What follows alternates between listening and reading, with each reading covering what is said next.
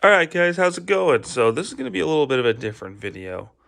Since I have so many versions of the original Megazord, I think I have all the major releases, except this is the 2010 Megazord. This isn't the Legacy one because I couldn't afford it. But we're going to go ahead and do a comparison of all the major releases today. We're going to go one by one,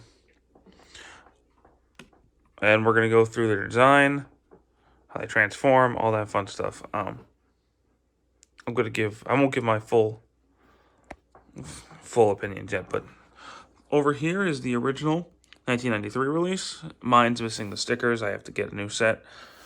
2010, Soul of Chogokin, and the new Hasbro one.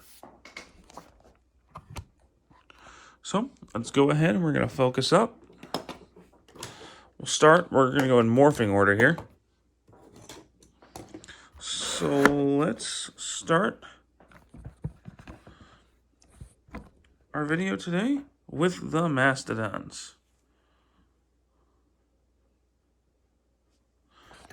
So here we got the original Mastodon, which when I bought this recently, and it had, I don't know who applied, but they just threw the stickers on him wherever. So he's got stickerware like nobody's business. I gotta clean it up, but it's a nice looking Mastodon for 1993. His trunk moves.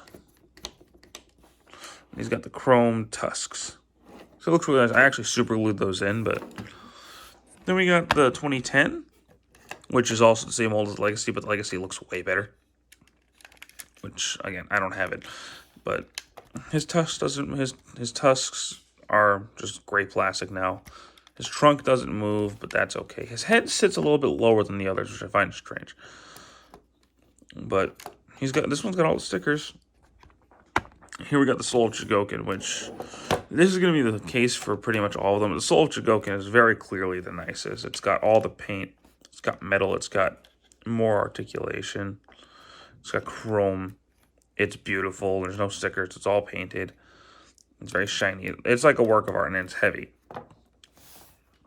And then you've got the Hasbro one, which is very clearly kiddish. It's very childish. It's very cheapified. And he's got no detailing in his face. Look at his face. He's the tightest of all of them, though, for sure. So, there's that one. Next up, we have the pterodactyls. And again, mine's actually missing a wing. So, he's kind of fat. This one's a little bit taller, but much thinner. Again, Soul Chogokin is by far the nicest. They all look better if they're flying like this. But, I don't know, standing, I don't want to scratch that chrome. And the Hasbro one is tiny. Teeny tiny. But got the pink on her head. Which these two just have red on their heads.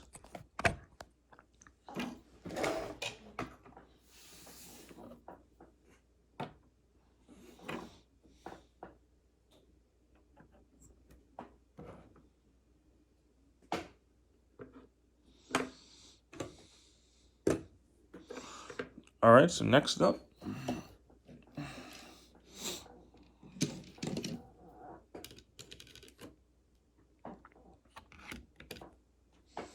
we got our boy, the Triceratops. And the original is a big, chunky thing. And he does have his tail gun, though mine's very loose. This Triceratops is a lot smaller. He's got, he's got the one piece. There's no gun there, just kind of a molded tail. This one, again, is the nicest. It's got that. It's blocky like the original, but it does collapse for robot mode. And he actually has a gimmick where The horns can shoot out and be on a chain. And his mouth does open like on the show, which is pretty cool. This one looks the most like the one on the show. And this one's a lot like the 2010 one, but even less paint and even more hollow. So, make of that what you will.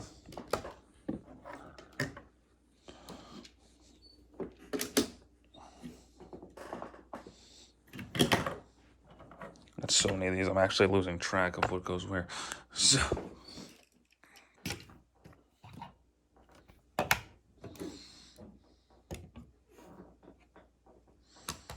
the saber-toothed tiger.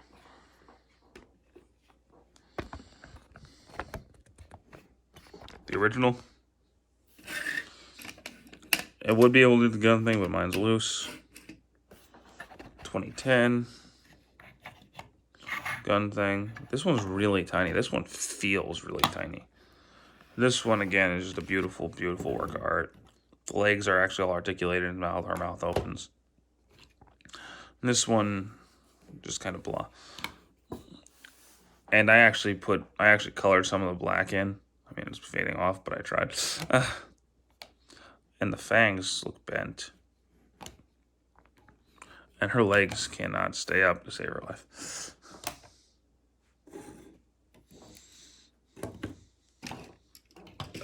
And finally, we got the big boy. And this one, actually, I might need to pick up the camera, but the Tyrannosaurus. He's the biggest. This Tyrannosaurus is a big, blocky being. This one's a lot smaller. And they all, up until... These first two have a very similar problem, having really stubby arms, which is unfortunate. This one is just stunning. I mean, absolutely gorgeous. And the tail is like fully articulated, which I illustrated in my Soul Chigoku Megazord review. And this one is just... He's got better proportions than the first two, but his lack of paint is really striking.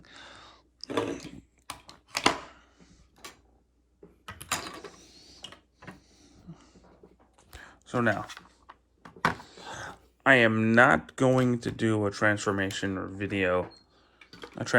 segment in this video, because, well, gonna be honest here, transforming the same exact thing 4 times on camera is going to get tedious. So I'm gonna get them to tank mode, do a comparison, then get them to Megazord mode, do a comparison. So, we'll see you in a second. Alright, now we got the tank mode comparison, which I don't know if I really feel the need to do, but we're doing it anyway, so here we go. Here's the original tank. It's big, it's bulky, it's a thing. 2010 is almost the same, but it has those hollow bits right there, which you can flip because it's a Zord builder if you want to, but Soul Chigoku is the best looking, best proportioned. Has actually extra transformation bits in there, which I did highlight in my Soul Chigoku video. And then the Hasbro one looks like a blob of random colors. Yeah. So, and there you go. That's it for your Dino Tank comparison. So we're going to go ahead and flip over to the Megazord modes now, and then we'll call this video done. Alright, here we are, the last part of this video, which is the Megazord mode comparison. So we got the original here, who is a classic figure. Everybody knows, everybody loves it. It's big, it's chunky. 2010 mold, which is almost the same posability, but he's slimmed down and looks more like the suit from the show. Soul of Chigoku, which is gorgeous, just absolutely stunning. The Hasbro one, which looks like a kid's toy. So, articulation-wise, these two literally can only turn their arms and move their legs a little bit. This one has the most articulation by far. It's got a head turn, it's got rotating arms, elbows, wrists, legs move forward, back. It's got knee joints, it's got ankle joints, it's got a waist joint. This one's got a bit more posability than the first two. He's got elbows, he's got a waist joint. He can move his legs a little bit, so there's something there. Now overall, I'm gonna tell you straight up, this one is by far the best one. This thing is so beautiful, so high quality, but it's very expensive. This was $300. This one's probably my second favorite because it's classic, it's iconic. You can't not love this Megazord. I like this one too, especially in the Legacy version, but if the Legacy version was here, these two would be flip-flop, but this one's nice. He looks decent. And then there's this one, which, like I said in my unboxing, I don't think it's terrible, but it's not great either, and it feels super cheap. Like, super cheap.